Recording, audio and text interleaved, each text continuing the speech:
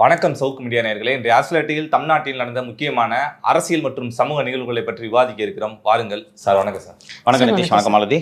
Sir, பொதுவாக மற்ற சேனல்கள் எல்லாம் பார்த்தீங்கன்னா 10-15 லட்சம் சப்ஸ்கிரைபர்ஸ் வச்சுருப்பாங்க. பட் வியூஸ் அப்படிங்கிறது ரொம்ப கம்மியாக 1 லட்சம் அது மாதிரிலாம் போகிறத பார்த்துருக்கேன்.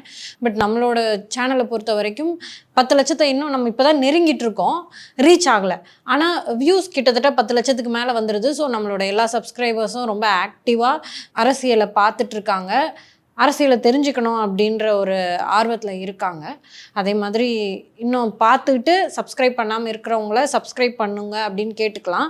எனக்கும் உள்ளபடியே மகிழ்ச்சி. 1 மணி நேரம் போடுற மொக்கை எப்படி பொறுமையாக பார்க்கிறார்கள் என்பது எனக்கும் வியப்பாகத்தான் இருக்கிறது. இருந்தாலும் உங்கள் நேரத்தை செலவிட்டு, உங்கள் டேட்டாவை செலவிட்டு பொறுமையாக எங்களது நிகழ்ச்சியை முழுமையாக பார்க்கும் அத்தனை அன்பு உள்ளங்களுக்கும் நன்றி.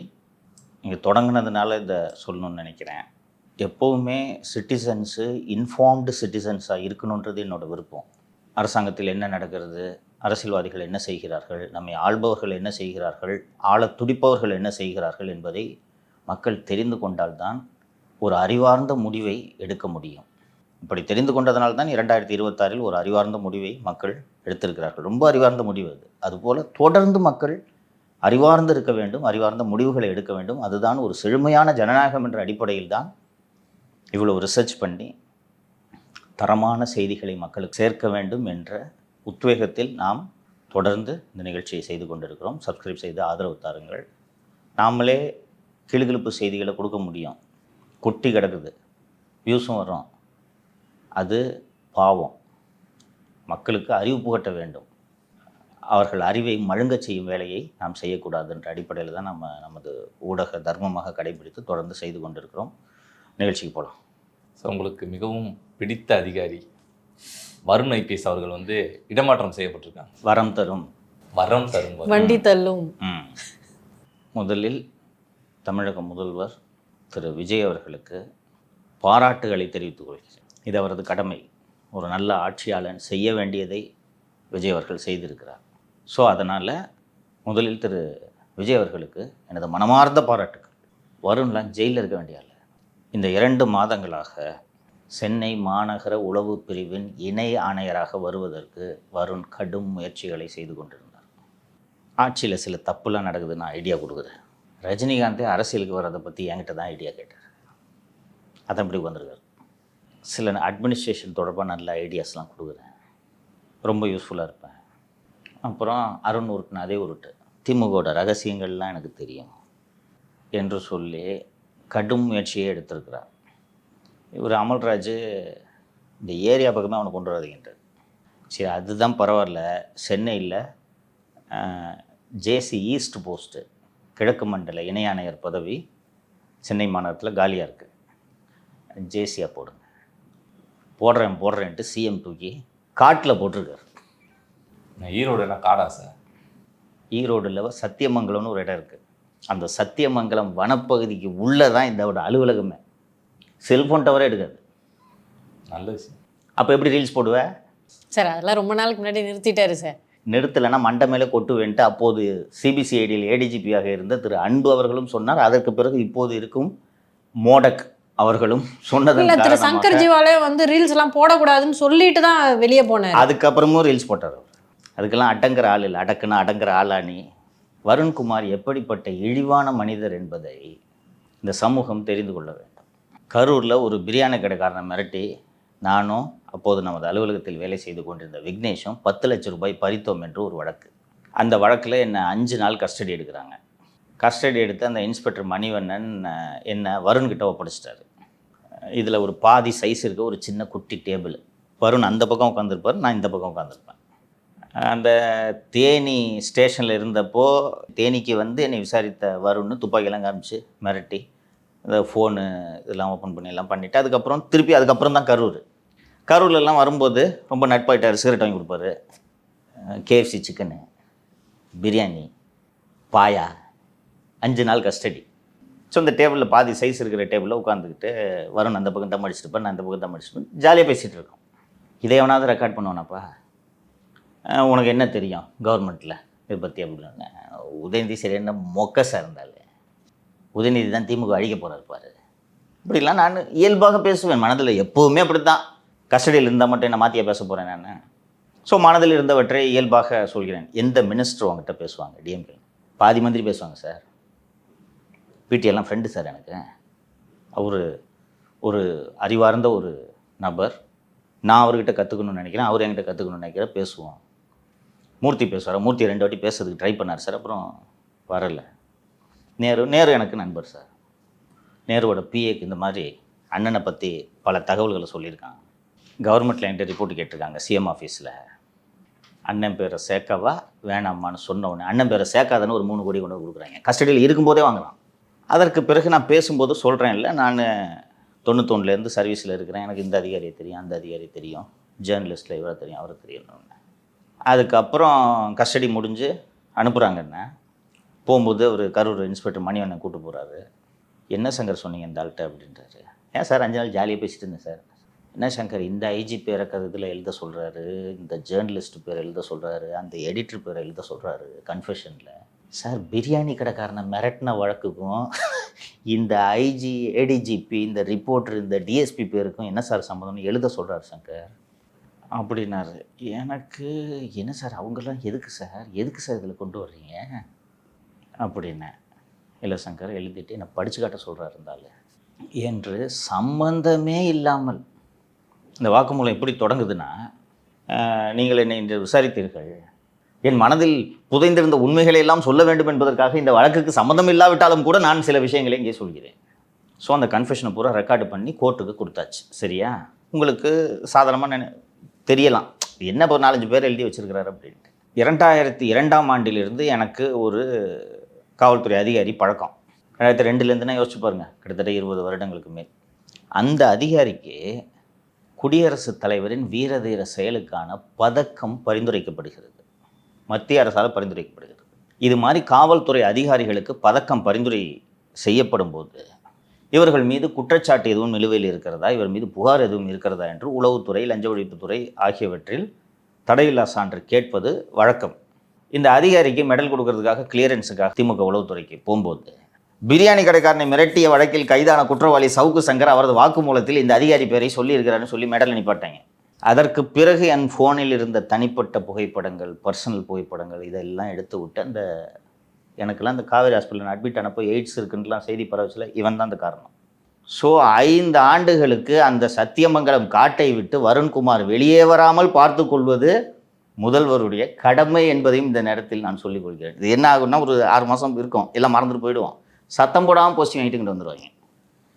இதற்கெல்லாம் செல்வி ஜெயலலிதா தான் சரி.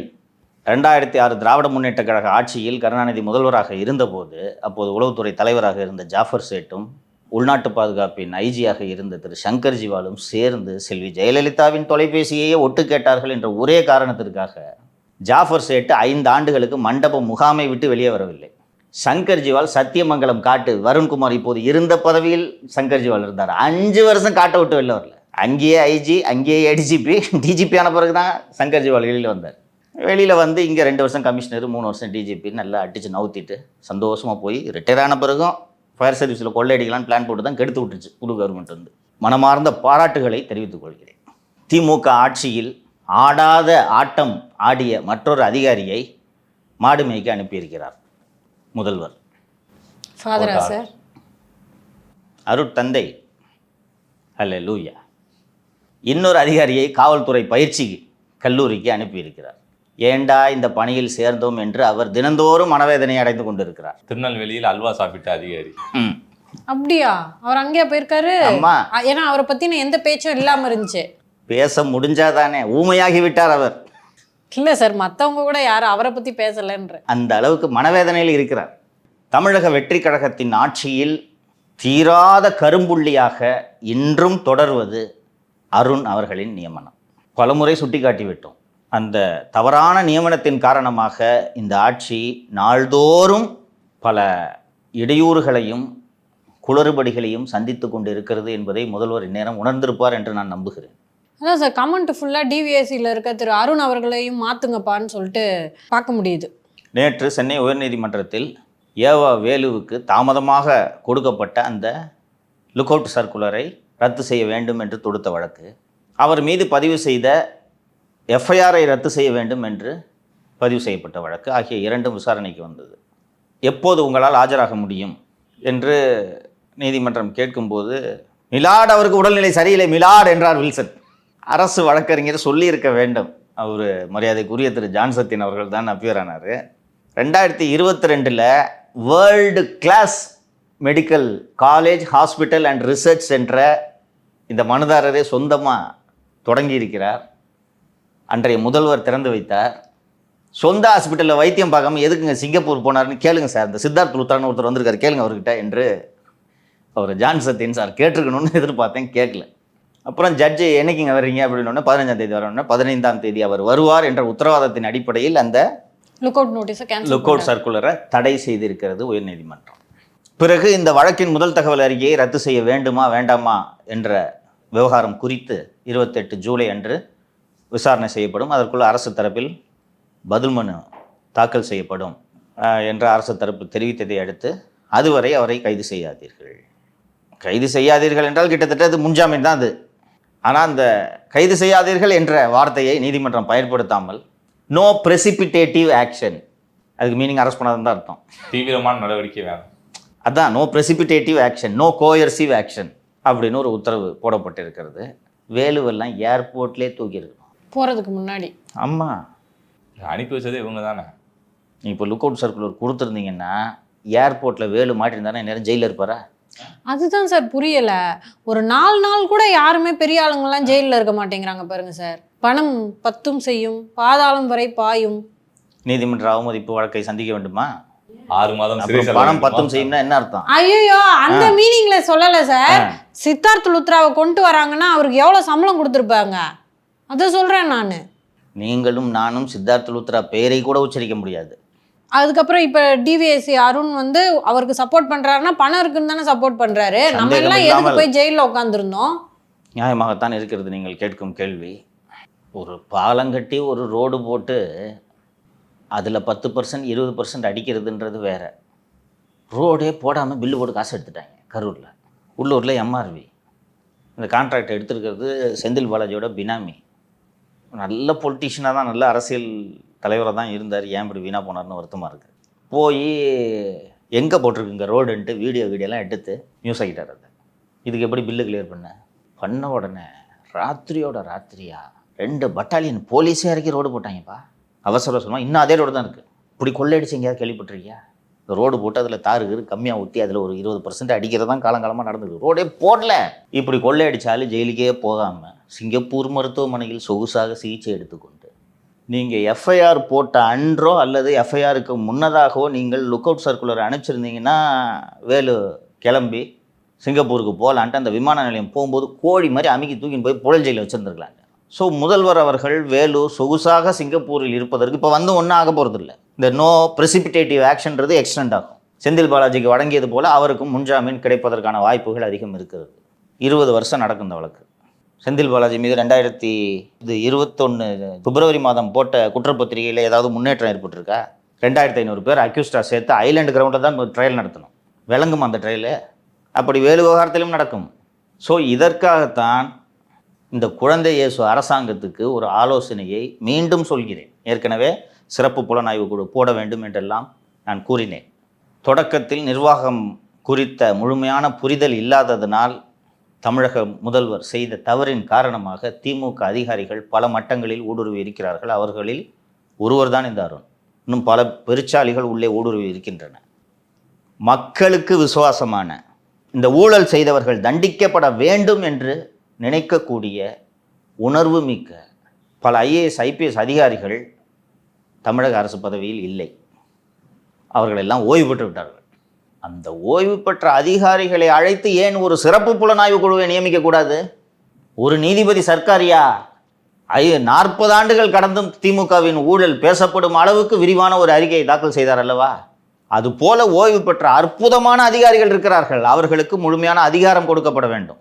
ரிட்டையர் ஆகிட்டார்னு ஒரு அலங்கார பதவியில் போட்டிங்கன்னா அவங்களால இன்வெஸ்டிகேட் பண்ண முடியாது. சிறப்பு புலனாய்வு குழுவை அமைத்து அவர்களுக்கு முழுமையான அதிகாரத்தை வழங்கி அவர்களுக்கு கீழே புலனாய்வில் ஈடுபட வேண்டிய அதிகாரிகளை அவர்களே தேர்ந்தெடுத்து கொள்ளலாம் என்று நீங்கள் விட்டீர்கள் என்றால் பிச்சிருவாங்க. நேற்றைக்கு முன்தினமோ இந்த போக்சோ குற்றங்களுக்காக 5 சிறப்பு நீதிமன்றங்கள் உருவாக்கப்பட்டது. அதுபோல திமுக ஊழல்களை விசாரிப்பதற்காக என்று ஒரு 5 அல்லது 10 சிறப்பு நீதிமன்றங்களை உருவாக்குங்கள். அருண் அன்புமணி போல சிறப்பான வழக்கறிஞர்களை அதில் அரசு வழக்கறிஞராக நியமியுங்கள். ஆடுத்திட்டவனை போடாதீங்க. போட்டு ப்ராசிக்யூட் பண்ணி 2031க்குள் ஒரு 10 பேருக்கு தண்டனை வாங்கி கொடுத்தீங்கன்னா இவங்க தேர்தலே போட்டியிட முடியாது. எதிரியே இல்லாம ஆட்சி பண்ணிட்டு இருக்கலாம். அது மட்டுமல்லாமல் இது உங்கள் கடமை. திருடினவனை விட மாட்டேன்னு நீங்க சொன்ன ப்ராமிஸை நம்பி 4 பேர் ஓட்டு போட்டிருக்கான். இந்த மாதிரி எந்த ஒரு அதிரடி நடவடிக்கையும் திரு விஜய் எடுத்துடக்கூடாது அப்படின்னு தான் சார். ஒரு கிளரிக்கல் மிஸ்டேக்ஸ் இருக்கிறது எல்லாத்தையுமே வழக்குகளாக மாற்றுறாங்க. வழக்கறிஞர் நியமனத்திற்கு லஞ்சம் வாங்கியிருக்காங்கன்னு சொல்லிட்டு அதுக்கு மேலே வந்து அமைச்சர்களுக்கு மேலே வழக்கு பதிவு பண்ணுறாங்க. இப்படி தொடர்ந்து திமுக தான் சார் அதிதீவிர நடவடிக்கையை திரு விஜய் மேலேயும் விஜய் கவர்மெண்ட் மேலேயும் எடுத்துட்டு இருக்காங்க. ரொம்ப அழகாக சொன்னீங்க. அதற்கு அவர்கள் நிம்மதியாக இருப்பது ஒரு காரணம். ஓட விட்டிங்கன்னா இந்த வேலையை பார்ப்பாங்களா? அமைச்சர் திரு ஆதவ அர்ஜுனா அவர்கள் வாய் கொழுப்பினால் வெற்று சவடால் விட்டதனால் இன்னைக்கு சிக்கலை சந்தித்து கொண்டிருக்கிறார். ஆதவ அர்ஜுனா அவர்கள் மீது தனியாக ஒரு வழக்கு பதிவு செய்யுங்கள் என்று அந்த வழக்கின் விசாரணையை மேற்பார்வை செய்யக்கூடிய ஓய்வு பெற்ற உச்சநீதிமன்ற நீதிபதி திரு அஜய் ரஸ்தோகி அவர்கள் முன்னிலையில் திமுக ஒரு புகாரை அளித்து அந்த புகார் சிபிஐக்கு நீதிபதி அவர்களால் அனுப்பி வைக்கப்பட்டிருக்கிறது. சிபிஐ ஒரு பிரில்லியன்ட் ஏஜென்சி அப்படின்ட்டு நான் பல முறை சொல்லியிருக்கிறேன். சின்ன துண்டு காகிதத்துக்கு கூட ப்ராப்பராக ரெக்கார்டு பண்ணி டிஸ்போசல் கொடுப்பாங்க. இப்போது அந்த வழக்கை சூப்பர்வைஸ் பண்ணுற ரிட்டையர்டு சுப்ரீம் கோர்ட் ஜட்ஜி அனுப்புகிற இந்த பேப்பரை விசாரிக்காமல் இருக்க முடியுமா? இப்போ ஆதவ அர்ஜுனாவா அவங்க கூப்பிட்டு தானே ஆகணும். எதுக்கு ராஜா பஞ்ச் டைலாக் பேசுனேன் மறுக்கா சொல்லுன்னு கூப்பிட்டு கேட்பாங்க. கணக்கு தீர்க்காமல் விட மாட்டேன் சொல்லு, இப்போ சொல்லு ராஜான்னு டிஎஸ்பி கேட்பாரு. சொல்லுங்கள். ஸோ இது போல் உங்களுக்கு எல்லா வகையிலும் தொல்லைகளை கொடுக்கிறார்கள். நானும் திமுகவை தவறு சொல்ல மாட்டேன். இதுதான் ஒரு அரசியல் கட்சியோட வேலை. இது மாதிரி தொல்லையை அதிமுகவும் கொடுக்கணும். அந்த கட்சி தான் காண போச்சே. அதுக்கு பின்னாடி இருக்கு பேசலாம். கொஞ்சம் யோசிச்சு பாருங்கள். நீங்கள் 2 பேரும் திமுகவில் நிர்வாகியாக இருக்கிறீங்க. சரிப்பா ஆளட்டும் அப்படின்னு அமைதியாக இருந்து நீங்கள் வேடிக்கை பார்த்து விஜய் நல்லா செட்டில் ஆகிட்டு மம்தா பானர்ஜி மாதிரி 15 வருஷத்துக்கு விஜயே முதல்வராக இருந்துட்டாருன்னா அப்புறம் நீங்கள் என்ன பண்ணுவீங்க? அப்போ விஜய் செட்டிலே ஆக விடாமல் தொல்லை கொடுத்துட்டே இருக்கணும். அதான் எதிர்கட்சியோட வேலை. ஆளுங்கட்சியோட வேலை என்ன? தொல்லையா கொடுக்குற இரு எடுங்க எல்லாத்தையும் பண்ணணும்ல. அதற்கான நடவடிக்கைகளை இந்த அரசு இன்னும் தொடங்கவில்லை என்று நான் நினைக்கிறேன். இன்னும் புரிதல் இல்லாமல் இருக்கலாம். இன்றைக்கி இருக்கக்கூடிய எக்ஸிஸ்டிங் ஆஃபீஸர்ஸில் ஒருத்தருக்கு கூட இதெல்லாம் எப்படி செய்யணுன்றது தெரியலை என்று எனக்கு தோன்றுகிறது. திரு விஜய் அவர்களுக்கு உங்கள் உளவுத்துறை இந்த தகவலை சொன்னதா இல்லையா என்று எனக்கு தெரியவில்லை. நான் சொல்கிறேன். வருவாய் நிர்வாக ஆணையராக விஜய் அவர்கள் முன்னாள் தலைமைச் செயலர் திரு முருகானந்தம் அவர்களை நியமித்தார். முருகானந்தம் அவர்களுக்கு ஒரு சிறு அறுவை சிகிச்சை. அவர் ஒரு வார காலம் விடுப்பில் சென்றிருக்கிறார். அவர் விடுப்பில் சென்றால் அவருக்கு அடுத்த நிலையில் இருக்கக்கூடிய கூடுதல் வருவாய் நிர்வாக ஆணையர் முருகானந்தத்தின் பதவியை வகிக்க வேண்டும் இல்லையா? அந்த கூடுதல் வருவாய் நிர்வாக ஆணையர் யார் என்றால் பிரகாஷ் ஐஏஎஸ். சிஎம்டிஏ கார்ப்பரேஷன் உள்ளிட்ட பதவிகளில் கொள்ளை அடித்து 500 கோடிக்கு குறையாமல் சேர்த்த அந்த பிரகாஷை டம்மி போஸ்ட்டில் போடணுன்றதுக்காக தான் அங்கே போட்டிருக்காங்க. திருச்சியில் ஒரு மிகப்பெரிய வணிக வளாகத்துக்கு பட்டா மற்றும் அனுமதியை வழங்கி அவரும் வருவாய்த்துறைக்கு அமைச்சராக இருக்கக்கூடிய செங்கோட்டையனும் ஒரு பெரிய அமௌண்ட்டை கடந்த 3 நாட்களில் பார்த்து விட்டார்கள் என்பதை முதல்வரின் கவனத்திற்கு கொண்டு செல்கிறேன். திரு செங்கோட்டையன் அவர்கள் மீதெல்லாம் விஜய் அவர்கள் மிகுந்த கவனமாக இருக்க வேண்டும். 91 to 96 காலகட்டத்தில் வனத்துறை அமைச்சராக இருந்தார், போக்குவரத்து துறை அமைச்சராக இருந்தார், உள்ளாட்சியும் கொஞ்ச நாள் பார்த்தாருன்னு நினைக்கிறேன். காட்டில் இருக்கிற 300-350 வருஷ தேக்கு மரத்தெல்லாம் வெட்டி விற்றது தான் செங்கோட்டையன். இப்போ கூட சண்முகம் சொல்லுவார், அந்த வாச்சாத்தி விஷயத்தை பற்றி செங்கோட்டையன் தான் இதெல்லாம் பண்ணார்னு சண்முகம் அடிக்கடி குறிப்பிடுவார். வனத்துறை அமைச்சராக இருந்து மரத்தை பூரா வீரப்பனோடு சேர்ந்து விற்றது செங்கோட்டையன். பஞ்சாயத்துகளுக்கு இலவச கலர் டிவி வழங்கும் ஊழல் வழக்கில் தண்டிக்கப்பட்டவர் செங்கோட்டையன். எடப்பாடி பழனிசாமி முதலமைச்சராக இருந்தபோது உதயச்சந்திரனை மாற்றியே தீர வேண்டும் என்று ஒற்றை காலில் செங்கோட்டையன் நின்றதற்கு காரணம் வாத்தியார் டிரான்ஸ்ஃபருக்கு காசு வாங்காதீங்கன்னு சொல்லிட்டு உதயச்சந்திரன் சொல்கிறாரு. நான் வாங்குவேன். அது என்ன வாத்தியார் டிரான்ஸ்ஃபருக்கு கல்வித்துறை அமைச்சர் வாங்காமல் யார் வாங்குறது? ராஸ்கல், வனத்துறை அமைச்சர் வாங்க முடியும்? நான்சென்ஸ் என்று அவரை மாற்றிவிட்டு லஞ்சம் வாங்க வசதியான ஒரு அதிகாரியை நியமித்தவர் தான் இந்த செங்கோட்டையன். இந்த அரசு பதவியேற்ற பிறகே செங்கோட்டையனுக்கு எந்த துறைப்பா கொடுத்தாங்க? நிதித்துறை. ஒரு மூத்த அமைச்சர் நிதி நிர்வாகம் நன்றாக செய்வார் தானே கொடுத்தாங்க. எதுக்கு அது எனக்கு வேணாம், எனக்கு இது வருவாய் கொடுங்கன்ட்டு எதுக்கு இப்போ நீ ஒப்பறி வச்ச? துட்டு வராது அதில். அதனால் அதற்கு பின்னால் ஒரு ரவுடி அமைச்சருக்கு அந்த நீதிமன்றத்தில் ஆஜராக வேணான்றாங்க. அந்த அமைச்சருக்கு அந்த துறை சென்று சேர்ந்திருக்கிறது. தமிழாய்ந்த அறிஞர் போல இருக்கு, அந்த வெள்ளை அறிக்கை படிச்சப்ப தெரிஞ்சுக்கிட்டேன். இல்ல அவர் படிக்கிறாரு, குறைஞ்சபட்சம் அவருக்கு புரிஞ்சுதா என்ன படிச்சாருன்னு? விடுங்க, யாருக்கு புரியணும்? அவரே ஸ்ட்ரெஸ்ஸில் அந்த நீதிமன்ற வழக்கு வேறு சும்மா கூப்பிட்டுருக்காங்க, ஸ்ட்ரெஸ்ஸில் படிச்சிருப்பாரு போல. ஸோ செங்கோட்டையன் வருவாய்த்துறையை கேட்டு பெற்றதற்கு காரணமே சம்பாதிப்பதற்காகத்தான். உங்கள் மூக்குக்கு கீழே உட்கார்ந்துக்கிட்டு பிரகாஷும் செங்கோட்டையனை சேர்ந்து இந்த வேலையை பார்த்துருக்காங்க. ஸோ இந்த அதிகாரிகள் நல்லா இருக்கிற அரசியல்வாதிகளையும் கெடுத்துருவாங்க. இப்போ இந்த புதிதாக பதவியேற்றிருக்கக்கூடிய அமைச்சர்கள் ஒரு நல்ல நிர்வாகத்தை கொடுக்க வேண்டும் என்ற எண்ணத்தில் செஞ்சுட்ருக்காங்க. என்ன தம்பி இப்படி இருக்கிற, லேச ஒரு கையெழுத்தை போட்டு. 1996 அப்போது தலைமைச் செயலராக இருந்த ஹரிபாஸ்கர், டாமின் சேர்மேனாக இருந்த தியானேஸ்வரன், ஊரக வளர்ச்சித்துறை இயக்குநராக இருந்த சத்தியமூர்த்தி, சென்னை மாநகராட்சி ஆணையராக இருந்த ஜெட்டி ஆச்சாரியலு, இது போல பல அதிகாரிகள் சிறை சென்றார்கள், ஐஏஎஸ் அதிகாரிகள். 2021 2026 வரை ஐஏஎஸ் மற்றும் ஐபிஎஸ் அதிகாரிகளின் சொத்து மதிப்பு எவ்வளவு உயர்ந்துள்ளது என்று கணக்கெடுத்து அவர்கள் மீது வருமானத்திற்கு அதிகமான சொத்து சேர்த்த வழக்கை பதிவு செய்யுங்கள். தமிழகம் உங்களுக்கு என்றென்றும் நன்றி உணர்வோடு இருக்கும். மக்கள் கொண்டாடுவார்கள் உங்களை. அரசியல்வாதிகளாவது அவன் சம்பாரித்த காசில் கொஞ்சமாவது செலவு பண்ணுறான் தம்பி. ஆமாம், அடுத்த எலெக்ஷன் தான் எடுக்கணும், வாக்காளருக்கு கொடுக்கணும். அவன் சொல்ல வாங்குறதே அப்படி தான் வாங்குறான்.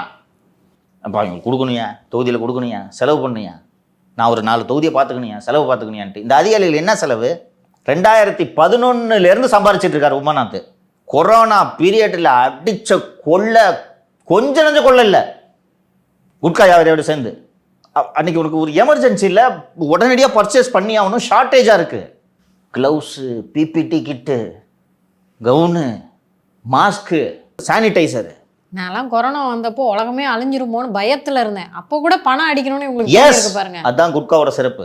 அவ்வளோ அடித்த உமாநாத் திருப்பி 2021 திமுக ஆட்சி வந்த உடனே முதல்வரோட செயலாளர்னா எவ்வளவு இன்டெலிஜென்ட் ஆப்ரேட்டர்னு பாருங்க. தீப்பொறி தினேஷை கையில் போட்டுக்கிட்டு கொள்ளனா கொள்ள கொஞ்சம் நெஞ்ச கொள்ள இல்லை, திருப்பி மெடிக்கல் அவர் கண்ட்ரோல் வருது. அதுக்கு பிறகாவது இந்த ஆளுக்கு ஒரு டம்மி போஸ்ட்டில் போவார்னு பார்த்தா திருப்பி யாராவது இப்படி ஒரு கொள்ளக்காரனை தூக்கி உணவு நுகர்பொருள் வழங்குத்துறை ஆணையராக போடுவாங்களா? வந்த 20 நாளில் ஒரு டெண்டரை விட்டு, அதுவும் 1500 கோடி, 1800, 1% எவ்வளோ? அதில் 18 கோடி அடிச்சிட்டாரு. டெண்டர் விட்டதே மந்திரிக்கு தெரியாது. எப்படிப்பட்ட மந்திரி பாரு, புதுசு இல்லை, மிரட்டுறது. சார் உங்களுக்கு தெரியாது சார், சிவி சண்முகம் மாதிரி ஒரு ஆள் இவங்களுக்கெல்லாம் மந்திரியாக இருக்கணும், கூப்பிட்டு நறுக்குன்னு கொட்டுவாங்க. எனக்கு தெரியாத. ஸோ இந்த அதிகாரிகளின் ஊழலை முதலமைச்சர் விசாரிக்க வேண்டும். உண்மையிலேயே சினிமா ஹீரோ மாதிரி உங்களை பார்ப்பாங்க. அது நீங்கள் செய்யுங்க. டெய்லி ஒரு வாட்டி வாழ்த்துறேன் நான் முதல்வரை. சார், கட்டட அனுமதி விண்ணப்ப ஆய்வுக்கு சில கட்டுப்பாடுகளை விதிச்சிருக்காங்களா சார்? அது என்னென்ன சார்? ஸ்ட்ரீம்லைன் பண்ணியிருக்காங்க தம்பி. அதாவது ரொம்ப டிரான்ஸ்பரண்ட்டாக, இப்போ நீ ஒரு ப்ராஜெக்ட் ரியல் எஸ்டேட், நீ ஒரு ரியல்டார் ஒரு ரியல் எஸ்டேட் ப்ராஜெக்ட் போடுற, இல்லை நீ ஒரு வீடே கட்டுற, என்ன ஃபில்லப் பண்ணணும், எப்படி பண்ணணும் அப்படின்றது எதுவுமே தெரியாமல் உன் பேப்பர் டிலே ஆகும். கடைசியில் வேறு வழி இல்லாமல் எவ்வளோ தான் சார் வேணும் அப்படின்ட்டு நீ கேட்ப. ஏன்னா டிலே ஆகிட்டு இருக்கும், இன்வெஸ்ட் பண்ணியிருப்ப, ஹவுசிங் லோன் வாங்கினா இஎம்ஐ கட்டணும், பெரிய பில்டராக இருந்தால் வட்டி கட்டணும், இது மாதிரி பல சிக்கல் இருக்குது, துட்டை கொடுத்துருவாங்க. இப்போ டிரான்ஸ்பரண்ட்டாக அப்ளிகேஷன் வந்த உடனே கன்சர்ன் ஆஃபீஸர்ஸ் போய் இந்த சைட்டை இன்ஸ்பெக்ட் பண்ணணும். தேவையில்லாத குவரிஸை ரைஸ் பண்ணக்கூடாது. என்ன குவரி இருக்கோ அதை உடனடியாக அப்ளிகண்ட்டோட இன்ட்ராக்ட் பண்ணி அதை கிளியர் பண்ணணும். அந்த அப்ளிகேஷன் வர்ற ஸ்டேஜ்லேயே தேவையான டாக்குமெண்ட்ஸ்லாம் அட்டாச் பண்ணுறதை நீங்கள் உறுதி செய்யணும். அப்ளை பண்ணி இப்போ 1 மாதம் கழித்து அந்த பேப்பர் மிஸ் ஆச்சு, இந்த பேப்பர் மிஸ் ஆச்சுன்னெலாம் சொல்கிறத இது பண்ணக்கூடாது. ப்ராப்பரான ட்ராயிங்ஸ் இருக்கா, எல்லாமே கரெக்டாக ஃபில்லப் ஆகிருக்கா அப்படின்றத என்ஷூர் பண்ணிட்டு தான் அப்லோடு பண்ணணும். இது மாதிரி இந்த பில்டிங் பிளான் அப்ரூவலுக்கு ஒரு ப்ரோட்டோகால் ஒன்று உருவாக்கிட்டாங்க. இது நல்ல விஷயம். இப்போ எனக்கு இப்போ ரீசன் அவ்வளோ நாள் அரசு அலுவலகம் பக்கமே போனதில்லைல்ல, அம்மா இறந்ததுனால இந்த வாரிசு சான்றிதழ் வேணுன்றதுக்காக நான் இந்த இ-சேவை மையத்துக்கு போகும்போது தான் பார்த்தா அவ்வளோ அழகாக சிம்பிளிஃபை பண்ணியிருக்காங்க. அப்ளை பண்ணும்போதே சார் இந்த இதெல்லாம் கொண்டு வாங்க, இவங்க ஆதார், அவங்க ஆதார், இவங்க டெத் சர்டிஃபிகேட், அவங்க சர்டிஃபிகேட், இந்த சர்டிஃபிகேட் கொடுங்கன்னு சொல்லிட்டு எல்லாத்தையும் ஸ்கேன் பண்ணி அப்லோட் பண்ணிடுறாங்கப்பா. நான் இங்கேருந்து விஓவுக்கு போகும்போது அவர்கிட்ட நான் என்னென்னலாம் அப்லோட் பண்ணேன்னா அது எல்லாம் மொத்தமாக அவர் கையில் இருக்குது. அதுக்கப்புறம் ரெவன்யூ இன்ஸ்பெக்டர் ஒரு நாள் விசாரணை கூப்பிட்டாங்க, போனோன்னா அவங்கக்கிட்ட இது பூரா கையில் இருக்குது. நான் போய் நான் தாங்க சங்கர் அப்படின்ட்டு சொன்ன உடனே வேறு எதுவுமே கொடுக்க வேண்டியதில்லை. அப்படியாங்கன்னா அதை உறுதி செஞ்சுட்டு கடற்கடன்ட்டு 4 நாள் கொடுத்துட்டாங்க. இது மாதிரி பிளான் அப்ரூவலை கொண்டு வராங்க. அப்படியே கொஞ்சம் கொஞ்சமாக சிறப்பாக இதை நிர்வாகத்தை சரி செய்ய முடியும். 90களின் தொடக்கத்தில், அதுக்கப்புறம் தான் அரசு அலுவலகங்களில் கம்ப்யூட்டர் வருது. அதுக்கு முன்னாடி வந்து இந்த வண்டி ரிஜிஸ்ட்ரேஷனுக்கு எந்த நம்பராக இருந்தாலும் காசு கொடுக்கணும். ஒரு அமௌண்ட், சர்டன் அமௌண்ட்டு, 200 நினைக்கிறேன். இப்போ இவனை காசுலாம் கொடுக்க மாட்டேன், எந்த நம்பர் வேணாலும் வரட்டும் ஏன்னு சொன்னான்னா 8 வந்துடும் வாங்கி. 8 வந்தா ராசியிலப்பா தெரியாதா உனக்கு? விற்க முடியாது. கரெக்டாப்பா? ஆமா, இந்த ஃப்ளாட்ல கூட 8ஆம் நம்பர் ஃப்ளோரே கிடையாது. ஏன்? ராசி இல்லை, விற்க முடியாது, ரீசேல் வேல்யூ இல்லை வண்டியில். ஸோ இப்படி மறந்தவொடனே 8 வந்துடும் அப்படின்னு சொன்னோன்னா பயந்துக்கிட்டு எல்லாம் காசை கொடுத்துருவாங்க. அம்பேத்கர் ராஜ்குமார் என்று ஒரு போக்குவரத்து ஆணையர் வருகிறார். கம்ப்யூட்டர் இன்ட்ரடியூஸ் பண்ணுறாரு. அப்போல்லாம் அந்த பழைய கம்ப்யூட்டர் நீங்கள் பார்த்துருக்க மாட்டேது மாதிரி, மவுஸே இல்லாத கம்ப்யூட்டர். ஓ 8 வரும்னு மிரட்டி காசு வாங்குறீங்களா அப்படின்னு அதில் அந்த டாஸ் ப்ராம்ப்டில் ஒரு ப்ரோக்ராம், C++ல ஏதோ ஒரு ப்ரோக்ராம் க்ரியேட் பண்ணுறாரு. 8 வராது, 8 வேணும்னா நீ காசு கட்டணும். புரியுதா? ஒரு வசூலை நிறுத்தினார். இன்றைக்கி வரைக்கும் நீ போனோன்னா 8 வராது. 95 தான் நினைக்கிறேன். 95 உருவாக்கின ரிஃபார்ம் அது. இதுபோல் பல மாற்றங்களை ஒரு அரசு நினைத்தால், ஒரு அரசு அதிகாரி நினைத்தால் உருவாக்க முடியும். இதுபோல பல மாற்றங்களையும் நிர்வாக சீர்திருத்தங்களையும் செய்யக்கூடிய அதிகாரத்தை மக்கள் விஜய் அவர்களுக்கு வழங்கியிருக்கிறார்கள். அதை செஞ்சால் 20 வருஷத்துக்கு நீங்கள் தான் சிஎம். பார்த்துக்கங்க சார். ஸ்கூல்ஸ்க்குலாம் வந்துட்டு உரிமத்தை நாங்கள் நீட்ஸ் தரோம் அப்படின்னு சொல்லிட்டு 100 கோடி வசூல் பண்ணிருக்காங்க அப்படின்னு சொல்லிட்டு காவல்துறை வந்து நீதிமன்றத்தில் சொல்லியிருக்காங்க. அந்த முத்துக்குமார்னு ஒருத்தர், அவர் இந்த தனியார் பள்ளி சங்கம் வந்து ஒன்று வச்சுருக்கிறாரு. அவர் முன்ஜாமீன் வேண்டும் என்று உயர்நீதிமன்றத்தை அணுகிய போது இதுவரை 47 பள்ளியின் நிர்வாகிகள் புகார் அளித்திருக்கிறார்கள். 100 கோடி வரை வசூல் செய்யப்பட்டிருக்கிறது. ஒவ்வொரு பள்ளிக்கும் 30 லட்சம் முதல் 50 லட்சம் வரை வசூல் செய்யப்பட்டிருக்கிறது அப்படின்ட்டு அரசு தரப்பில் நீதிமன்றத்தில் தெரிவித்ததுனால அவருடைய முன்ஜாமீனை தள்ளுபடி செய்யப்பட்டு விட்டது. இது தொகை குறைவு. நான் அப்போதே நம்ம நிகழ்ச்சியில் சொன்னேன்னா இல்லையான்னு எனக்கு நினைவில்லை. ஒரு மகேஷ் கிட்ட கூப்பிட்டு சொன்னேன், உன் பேரை சொல்லி வசூல் பண்ணிட்டுருக்காங்க அப்படின்னு. 300 கோடி வசூல் பண்ணியிருக்காங்க. இந்த 300 கோடியில் 250 கோடி மகேஷ்க்கு போயிருக்குன்றதை இப்போது தான் தெரிந்து கொண்டேன். அதனால் இந்த முத்துக்குமாரோட ஜாமீன் எப்படியும் தள்ளுபடி ஆயிடுச்சு. அதனால் அவர் எப்படியும் கைது செய்யப்படுவார். பிடிச்சி உலுக்கி மகேஷோட ரோல் இதில் என்னன்றதை கண்டுபிடிச்சி அந்த கண்டிஷன் ஸ்டாரை பிடிச்சி தூக்கி முதல்ல உள்ளே போடணும். ஏன்னா அவ்வளோ அடிச்சிருக்காரு மகேஷ். அவரை தாவேக்காக்கு அனுப்பாம ஓய மாட்டீங்க போல. சேர்த்துப்பாங்க, குட்காய் வர பண்ணுறவங்களே சேர்த்துக்கிறாங்க, கண்டிஷன் ஸ்டாரை சேர்த்துக்க மாட்டாங்களா என்ன? அவர் ஒரு மிகப்பெரிய அசட்டு. அண்டு சேர்ந்தால் திருச்சி கிழக்கு வெற்றிக்கு உதவுவார் அல்லவா? நடிப்பை போட்டுருவாங்க. அதனால் அதுவும் அரசியல் தான். குட்கா விஜயபாஸ்கர் எதுக்கு சேர்த்தாங்க? பட் மகேஷ் அவர்கள் மீதும் நடவடிக்கை எடுக்க வேண்டும். அதனால் இதெல்லாம் ஒவ்வொரு துறையிலையும் நோண்ட ஊழல் வந்துக்கிட்டு இருக்கு. நேற்று ஒரு ஆங்கில நாளேட்டின் ஆசிரியர் ஒருவர் எக்ஸில் எழுதியிருந்தார். கரப்ஷன் தொடர்பான ஸ்டோரிஸ் நியூஸ் டெஸ்க்கு அதிக அளவில் வர தொடங்கி இருக்கிறது, வியப்பாக இருக்கிறது. கடந்த சில ஆண்டுகளாக ஊழல் ஒரு விஷயமே இல்லை, இவங்க எழுதலை, விஷயமே இல்லாமல் இருந்துச்சு. இன்றைக்கி கரப்ஷன் ஸ்டோரிஸ் நியூஸ் டெஸ்க்கு வர்றது சந்தோஷமாக இருக்குது. இதன் மீது அரசு சரியான முறையில் நடவடிக்கை எடுத்தால் வரலாற்றில் இந்த அரசின் பெயர் பதிவு செய்யப்படும்ன்ற மாதிரி ஏதோ எழுதியிருந்தாருன்னு நினைக்கிறேன். இது இந்த பள்ளி ஊழல் போல் எல்லா துறைகளிலும் இருக்கிறது. ஸோ ஆவணவற்றை குழந்தை இயேசு அரசு செய்யும் என்று நம்புகிறேன். சார், கரூர் கூட்ட நெரிசல் சம்பவத்தில் இறந்தவங்களுக்கு வந்துட்டு முதல்வர் விஜய் அவர்கள் அரசு வேலை வழங்க போகிறதா செய்திகள் அரசல் புரசலாக பேசிக்கிருக்காங்க. இல்லை, திரு சண்முகம் அவர்கள் சொல்லியிருக்காங்க, இந்த வழக்கை திசை திருப்புற மாதிரி இருக்கும், ஏன்னா சம்மந்தப்பட்டவங்களே திரு விஜய் அவர்கள் தான் அப்படின்ற அடிப்படையில் சொல்லியிருக்காரு சார். இவர் இப்படி சொல்கிறத நீங்கள் எப்படி பார்க்குறீங்க சார்? ஏன்னா திமுக கூட கூட்டணியில் இருக்கும் போதெல்லாம் சூப்பர் பாணி இப்படிலாம் நான் பேசி பார்த்ததே இல்லைன்ற மாதிரி பேசியிருக்காங்க. கம்யூனிஸ்டுகள் தங்களது அடையாளத்தை மீட்டெடுத்திருக்கிறார்கள் என்று உள்ளபடியே மகிழ்கிறேன். எனக்கு அவர்கள் மீது கடுமையான கோபம். இப்போது இருக்கக்கூடிய மார்க்சிஸ்ட் கம்யூனிஸ்ட் கட்சியின் செயலர் திரு சண்முகம் அவர்கள் அந்த காலத்து கம்யூனிஸ்ட். இதற்கு முன்பு 2 பேருமே இன்றைக்கி இந்திய கம்யூனிஸ்ட் கட்சியின் செயலர் திரு வீரபாண்டியனும் சரி, மார்க்சிஸ்ட் கம்யூனிஸ்ட் கட்சியின் செயலர் திரு சண்முகம் அவர்களும் சரி, அசல் கம்யூனிஸ்டுகள் போல பேசுகிறார்கள், செயல்படுகிறார்கள். இதுக்கு கிரெடிட்டை நம்ம திரு விஜய்க்கு தான் சார் கொடுக்கணும். ஏன்னா அங்கே பொட்டி கொடுத்தாங்க, இங்கே கொடுக்கல சார். அது அப்படி கிடையாது. ஒரு ஜனநாயகம் நிலவுவதற்கு இந்த சூழல் பயன்பட்டிருக்குன்னு நினைக்கிறேன். சரியாகத்தான் இருக்கும். இதற்கு முன்பு செயலர்களாக இந்திய கம்யூனிஸ்ட் கட்சி மற்றும் மார்க்சிஸ்ட் கம்யூனிஸ்ட் கட்சியின் செயலர்களாக இருந்த திரு முத்தரசனும் கே பாலகிருஷ்ணனும் கழக உடன்பிறப்புகளாகவே மாறிவிட்டார். தாங்கள் படித்த மார்க்சியத்தையும் கம்யூனிசத்தையும் மறந்துவிட்டு சிவாஜி கிருஷ்ணமூர்த்தி போல மாறல, அவ்வளோதான். மற்றபடி திமுக கட்சிக்காரங்களாகவே மாறிட்டாங்க. எதிர்த்து பேசினதுக்கு நம்மளுக்கே எவ்வளோ பெரிய நெருக்கடிகள் கொடுக்கப்பட்டுச்சு சார். ஸோ அந்த பயம் எல்லாருக்கும் இருந்தது. பயப்படுறவன் கம்யூனிஸ்ட்னு சொல்லிக்கூடாதுமா, எல்லாம் பேசாதீங்க. போலீஸ்கிட்ட அடி வாங்கி தான் கட்சியை வளர்க்கணும் நீங்கள். அதான் கம்யூனிஸ்ட்டுக்கு அழகு. இதுக்கு வேறு கட்சிக்கு போங்க, கம்யூனிஸ்ட்னு சொல்லிக்காதீங்க. அப்படி பயந்துக்கிட்டான்னு எதுக்கு பொது வாழ்க்கைக்கு வர்ற?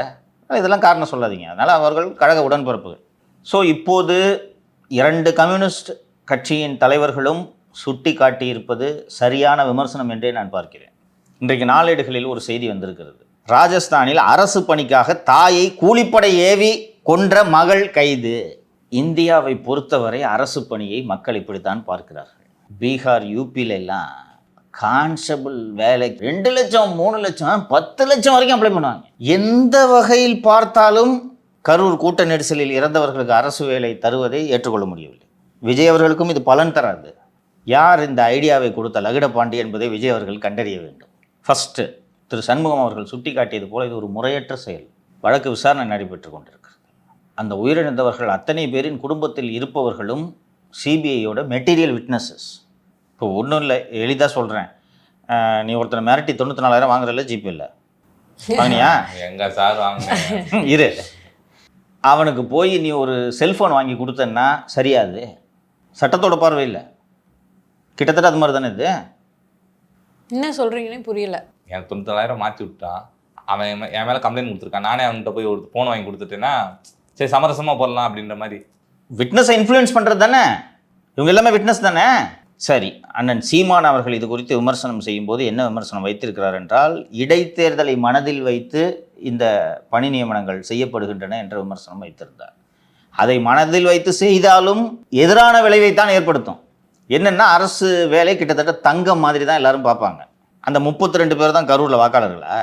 அந்த 32 பேரை பார்த்து கரூரில் இருக்கிற மற்ற வாக்காளர்கள் காண்டாவாங்களா மாட்டாங்களா? ஏற்கனவே ஒரு 20 லட்சம், அப்புறம் கவர்மெண்ட் ஒரு 10 லட்சம், இப்போ கவர்மெண்ட் வேலை வேறையா நினைப்பாங்கன்னு நினைக்க மாட்டாங்களா?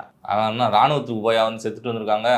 இந்த பேச்சு வர ஆரம்பிச்சிருச்சு. இப்போ விஜய் வேடிக்கை பார்க்க போய் செத்த, அதானே உண்மை? ப்ளஸ் இவங்க உயிரிழந்திருக்காங்க, நிறைய பேருக்கு காயங்கள் ஏற்பட்டது. காயானவங்களுக்கு கொடுக்குறீங்களா? படிச்சுக்கிறவெல்லாம் 10 வருஷம் இப்போ 5 வருஷமாக படிச்சுக்கிறேன் கேனப்பலா. சரி, கடந்த ஆட்சியிலே விமான சாகச நிகழ்ச்சியை வேடிக்கை பார்க்க சென்று ஒரு 5 பேர் உயிரிழந்தார்கள், நினைவு இருக்கிறதா? கொடுங்க.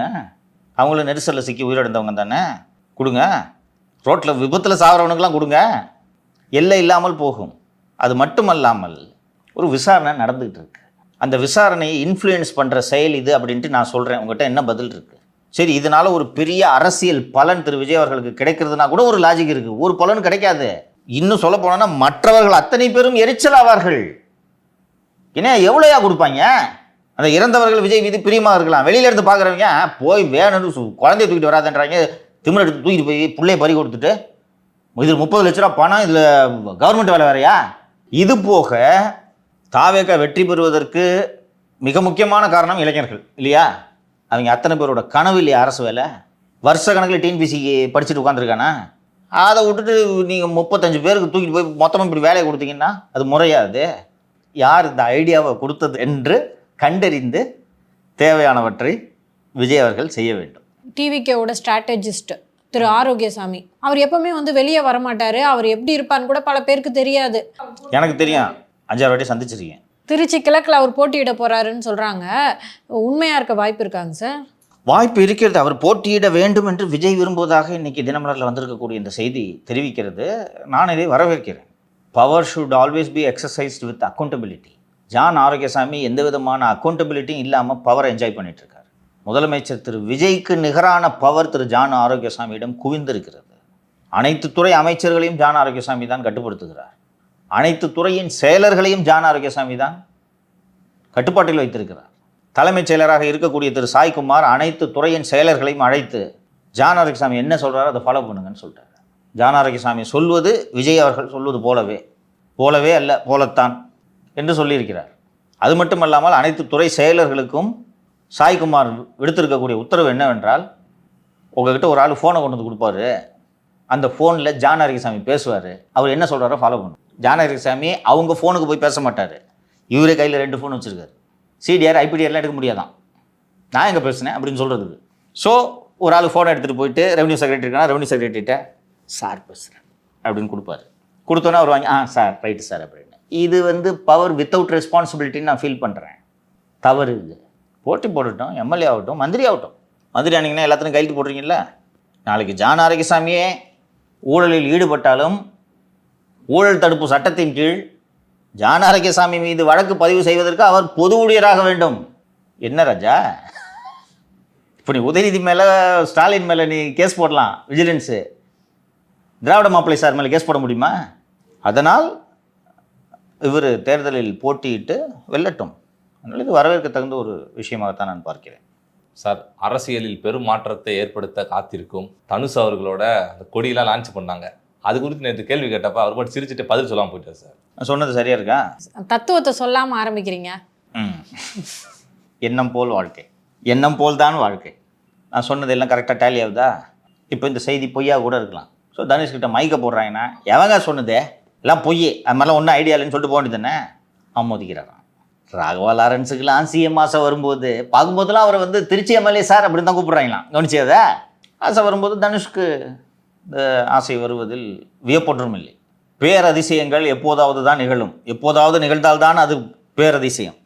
விஜய் அவர்கள் பிரச்சார சமயத்திலேயே 67, 77 என்று சொல்லி தான் பிரச்சாரம் செய்தார். 67க்கும் 77க்கும் நடுவிலேயே 10 வருஷம் இருந்துச்சு. ஆனால் இவங்க 26க்கு அடுத்து 27லே வந்துடும் என்று பலர் கனவில் இருக்கிறார்கள்.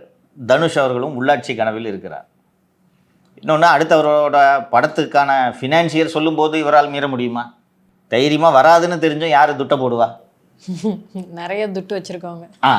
இல்லை டாஸ்மாகில் கொள்ளடிச்சவங்க, மணலில் கொள்ளடிச்சவங்க, போடாதவரோட போட்டவங்க, அவங்க தான் வச்சுக்கிட்டு என்ன பண்ணுறது, இவ்வளோ பணம் இருக்குது, ரூம் பூரா இருக்கே அப்படின்னு யோசித்து கொண்டு இருப்பார்கள். அவர்கள் தான் முதலீடு செய்வார்கள். இல்லாமல் இப்போ சத்யஜோதி தியாகராஜனோ அண்ணன் திரு தானுவோ போடுவாங்களா? கடைசியாக என்ன படம் ராஜா, என்னைக்கு ராஜா இட்டு கொடுத்தான்னு கேட்பாங்க இல்லையா? அதனால் கண்ணை முடிட்டு போடுற சொல்லும்போது இன்னொன்று, தனுஷ்க்கு எந்த ஆசை இருக்கே, என்ன தத்துவம் அது அக்கா. அதனால் இவர் அமைதியாக போகிறது ஒரு வரியில் உடச்சி விட்ருக்கலாம் தனுஷ் இல்லையா? ஏங்க அதெல்லாம் போய்ங்க, சும்மா இருங்க, நானே கரை படம் நட்டமாயிடுச்சுன்னு வருத்தத்தில் இருக்கேன், என்ன போய் நீங்கள் தேர்தல் விருதில் கொடி கிட்டின்னு இருக்கீங்க என்று முடிச்சு விட்டு போயிருக்கலாம் இல்லையா? போராட்டம் என்ஜாய் பண்ணுறாங்க. இன்னும் நிறைய பேர் வருவாங்க.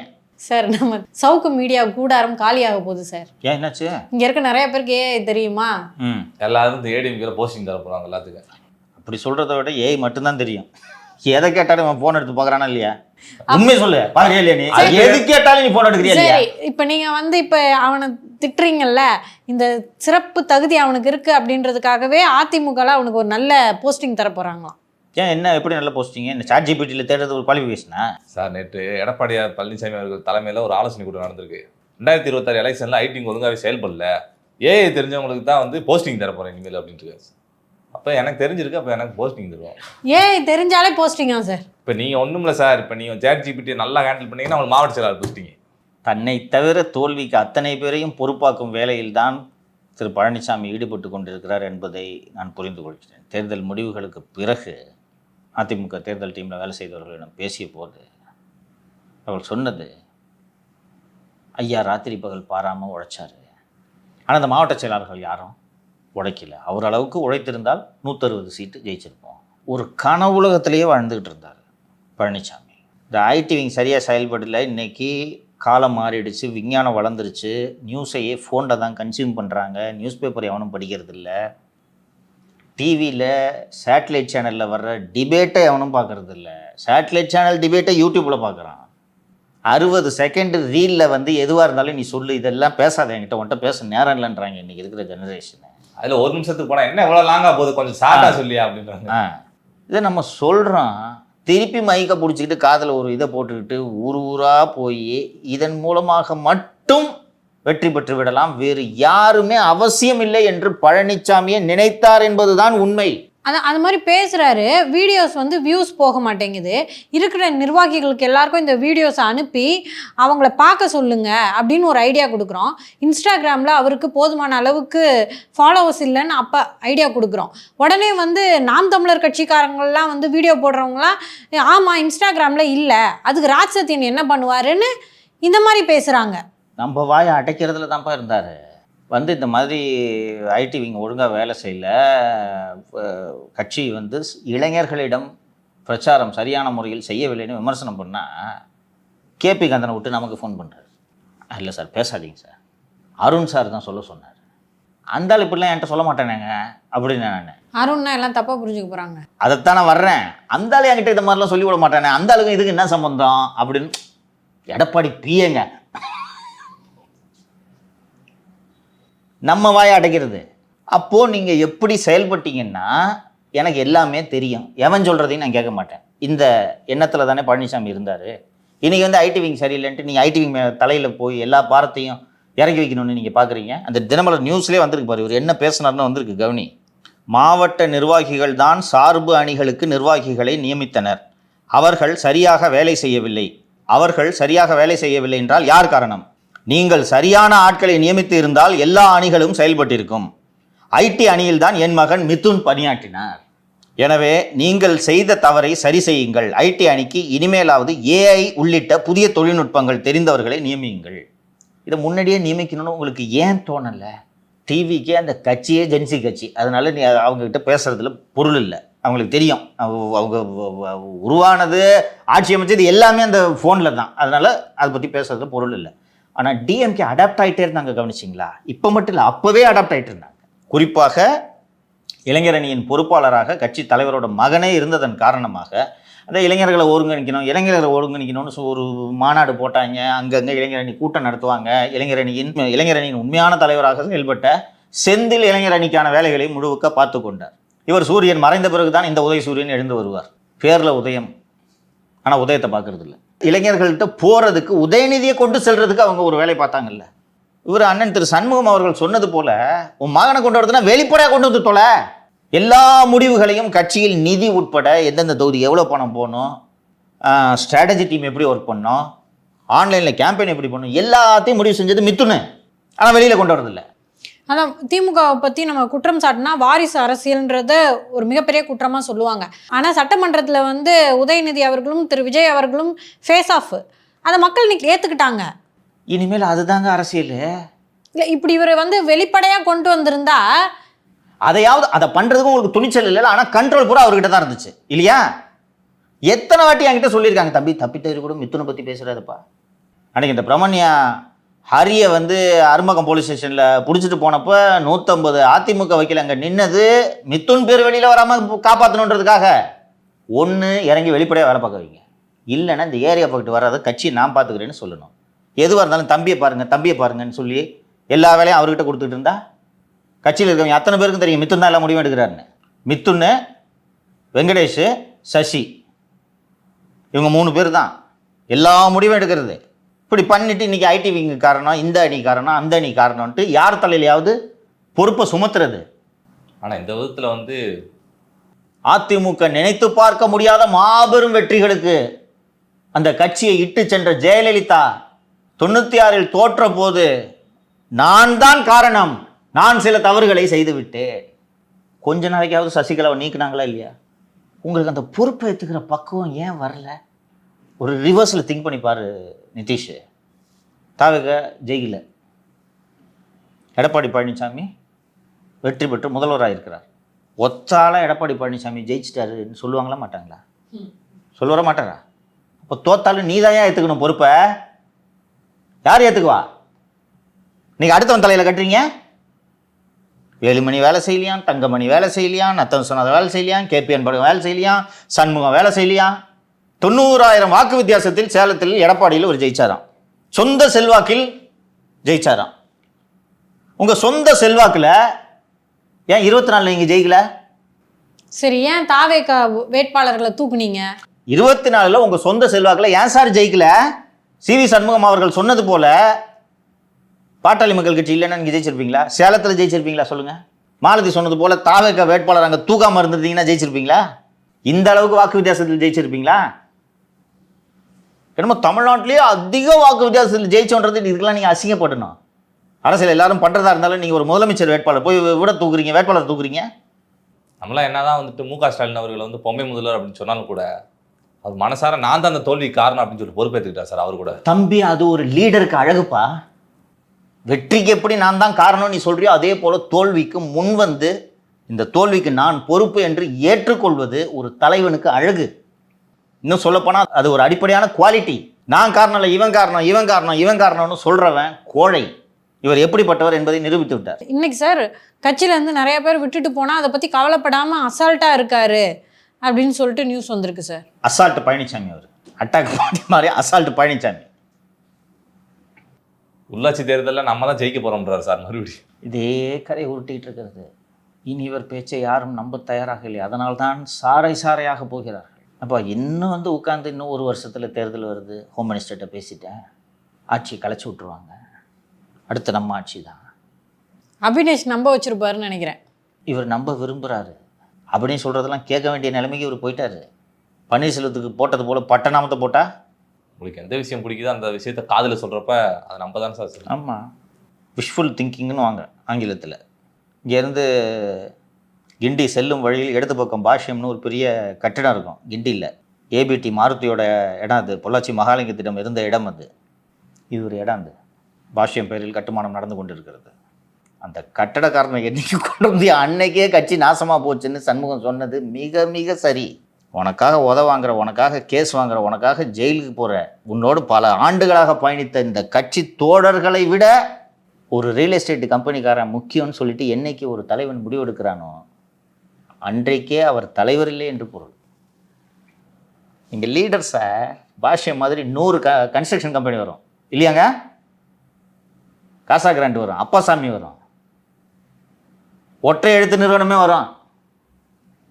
வேலையாகணும்னா அவர்கள் உங்களுக்கு அடிமையாக இருக்க வேண்டும், நீங்கள் அவர்களுக்கு அடிமையாக இருக்கக்கூடாது. ரோல் ரிவர்ஸ் ஆச்சுன்னா இப்படி தனியாக உட்கார்ந்துருக்க வேண்டியது தான். சரி சார், இந்த ஆப்ஷன் பல நிகழ்வுகளை பற்றி பேசினா தொடர்ந்து நாளை பேசுவோம் சார். நன்றி சார். முடிப்பதற்கு முன்பாக தமிழக முதல்வரின் கவனத்திற்கு ஒரு முக்கியமான விஷயத்தை சொல்ல வேண்டும் என்று நினைக்கிறேன். இது நடக்கட்டும் என்று தான் நான் காத்திருந்தேன். ஜூனியருடனில் பேட்டி கொடுத்திருந்தார்ல, மாவோயிஸ்ட்டுக்காக ஆஜரானால் நானும் மாவோயிஸ்டா? அவரை அரசு வழக்கறிஞராக நியமித்து அரசாணை வந்துவிட்டது. அவர் சொல்கிறாரு எனக்கு மாவோயிஸ்ட்டுக்கும் சம்மந்தம் இல்லைங்க அப்படின்னு. அவர் மாவோயிஸ்ட்டு தான், பல ஆண்டுகளாக மாவோயிஸ்டாக இருக்கிறார். ஒவ்வொருத்தருக்கும் ரோல் இருக்கும். ஒரு சிலர் காட்டுக்குள்ளே போய் வேலை செய்யணும், ஒரு சிலர் கிராமப்புறங்களில் சென்று வேலை செய்ய வேண்டும், ஒரு சிலர் வழக்கறிஞர்களாக இருக்க வேண்டும், ஒரு சிலர் இதர கட்சிகளில் ஊடுருவ வேண்டும், ஒரு சிலர் மத கலவரத்தை தூண்ட வேண்டும் ஆஜிநாதன் போல, ஒரு சிலர் பெரும் வன்முறையை தூண்ட வேண்டும் ஸ்டெர்லைட் போல. இப்படி ஒவ்வொருத்தருக்கும் ரோல் இருக்குது. கிட்டத்தட்ட 15 ஆண்டுகளாக இந்த சத்யபாலன் ஒரு ஆக்டிவ் மாவோயிஸ்ட். மாவோயிஸ்ட் கட்சியில் இவருக்கு பொறுப்பே கொடுக்கப்பட்டிருக்கிறது.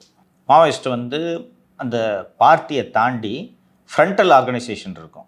தம்பிக்கு தெரியாது, உங்களுக்கு தெரியும். ஃப்ரண்டல் ஆர்கனைசேஷன் இந்த மக்கள் அதிகாரம், மனித உரிமை பாதுகாப்பு நடுவம், மக்கள் கலை இலக்கிய கழகம், இதெல்லாம் ஃப்ரண்டல் ஆர்கனைசேஷன். இது போன்ற ஒரு ஃப்ரண்டல் ஆர்கனைசேஷன் தான் பொதுநல மாணவர் எழுச்சி சங்கம், ஆங்கிலத்தில் students uprising movement for social welfare, SUMS என்று இது அழைக்கப்படுகிறது.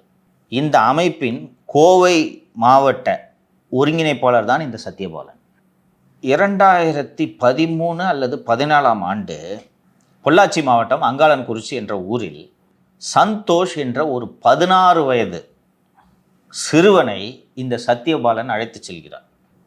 அதோடு அந்த சந்தோஷ் என்ற இளைஞன் காணாம். இந்த பையனுக்கு வேறு யாரும் இல்லை, பாட்டி மட்டும் இருக்காங்க. அந்த பாட்டி போய் மேன் மிஸ்ஸிங் கம்ப்ளைண்ட் கொடுத்துட்றாங்க, என் பேரனை காணாம் என்று. ஒரு FIR ரெஜிஸ்டர் ஆகுது என்று நினைவு. 12 ஆண்டுகள் கழித்து வயநாடு வனப்பகுதியில் கேரள காவல்துறையினரால் அந்த சந்தோஷ் என்ற இளைஞர் கைது செய்யப்படுகிறார். அவருக்கு கொடுத்த இயக்க பெயர் ராஜா. அந்த சந்தோஷ் என்ற இளைஞர் இன்னும் கேரளா சிறையில் இருக்கிறார். அந்த வழக்கு தேசிய புலனாய்வு முகமைக்கு NIAவுக்கு மாற்றப்பட்டு சந்தோஷுக்கு தண்டனையும் கொடுக்கப்பட்டு விடுகிறது. இந்த சத்யபாலன் ஆஜரான மாவோயிஸ்ட் குற்றவாளிகள் எல்லாம் யாருன்னு பார்த்தீங்கன்னா கோர் மாவோயிஸ்டாக இருக்கவங்க. ஷோபா என்கிற ஸ்ரீமதி, மாவோயிஸ்டுகளுக்கு ஆயுத பயிற்சி கொடுக்கக்கூடிய தீபக் என்பவர், வீரமணி என்பவர், இவர்கள் அத்தனை பேருக்கும் ஆஜரானது இந்த சத்யபாலன். இவர் வந்து அந்த ஜூனியருடன் பேட்டியில் என்ன சொல்கிறாருன்னா, முன்னாடி இருந்தேன் இப்போ இல்லை அப்படின்னு சொல்கிறார். ஆமாம், நான் மாவோயிஸ்ட் கட்சி தான் என்று ஒரு வெளிப்படையாக சொல்லிக்கொள்ள முடியுமா? மாவோயிஸ்ட் கட்சி அன்லாஃபுல் ஆக்டிவிட்டீஸ் ப்ரிவென்ஷன் ஆக்டின் கீழே தடை செய்யப்பட்ட அமைப்பு.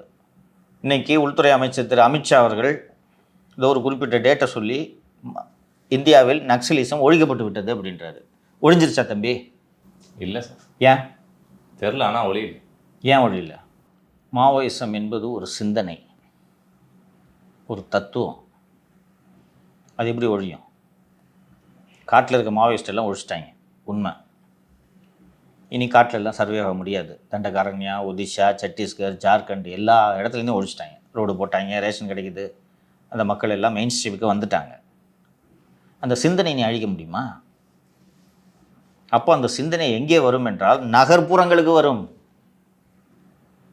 இப்போ வெளிப்படையாக நீ நானும் மாவோயிஸ்ட்டுன்னு சொல்லிட்டு போய் எங்கேயாவது காட்டுக்குள்ளே பயிற்சி எடுக்கணும்னு சொல்லிட்டு போனோன்னா லோடுக்குன்னு கோழி மாதிரி பிடிச்சி 30 வருஷம் ஜெயிலில் வச்சுருவாங்க. அதற்கு மாறாக தாவேக்க உள்ளே ஊடுருவினால் இல்லை, அவங்களே அர்பன் நக்சல்ஸ் அப்படின்னு டேர்ம் பண்ணுறாங்க. இப்போது மாவோயிஸ்ட்டு கட்சின்னு ஒன்று இருக்குதுன்னு வச்சுக்கோங்களேன், இன்னும் இருக்குது. ஐ மீன் அதை முழுமையாக ஒழிக்க முடியாது. ஸோ மாவோயிஸ்ட் தத்துவம் நக்சலைட் மூமெண்ட்டோட ஒன் ஆஃப் தி டாக்டிக்ஸ் இன்ஃபில்ட்ரேஷனா, ஊடுருவுதலா. எங்கே ஊடுருவுனா மாவோயிஸ்ட் அமைப்புக்கு ஆட்களை ரெக்ரூட் செய்ய முடியும். இளைஞர்கள் இருக்கக்கூடிய இடத்தில் ஊடுருவினால் இங்கே ஆட்களை ரெக்ரூட் பண்ண முடியும். அதிமுகவில் ஊடுருவினா ரெக்ரூட் பண்ண முடியுமா? ஏன்? அங்கே கிளைஞர்களை தான். திமுகவில் ஊடுருவினா அங்கேயும் முடியாது. ஏன்னா மன வளர்ச்சி குன்றியவர்கள் தான் அங்கே அதிகம். போனால் 200 ரூபா கேட்பான். இங்கே எல்லாம் சின்ன பசங்களா, உன் வயசு பசங்க தானே இங்கே அதிகம் இருக்காங்க. இது ரெக்ரூட் பண்ணுறதுக்கு ஒரு தரமான இடமா? ஸோ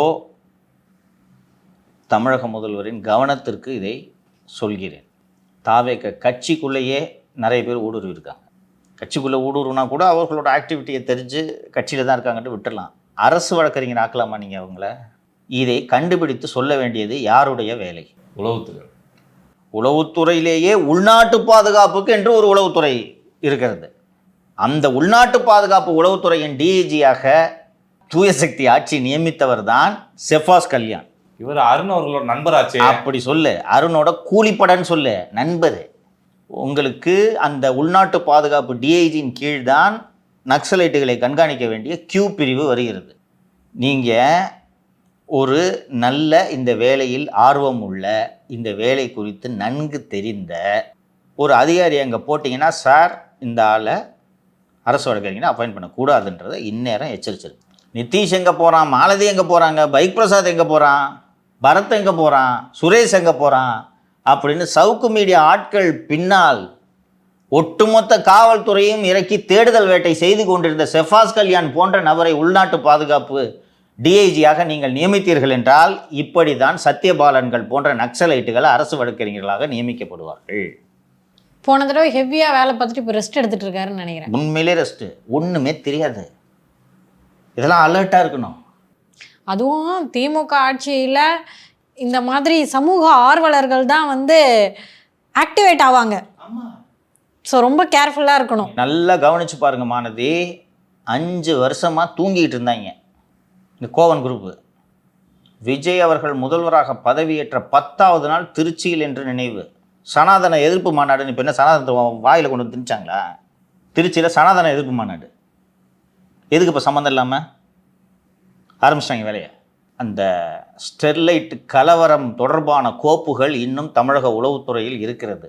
இந்த மாவோயிஸ்ட் குரூப்பு அப்போது என்னென்ன வேலை செய்தார்கள் என்பதை அந்த கோப்புகளை எடுத்து ஆராய்ந்தால் தமிழக முதல்வர் தெரிந்து கொள்ள முடியும்.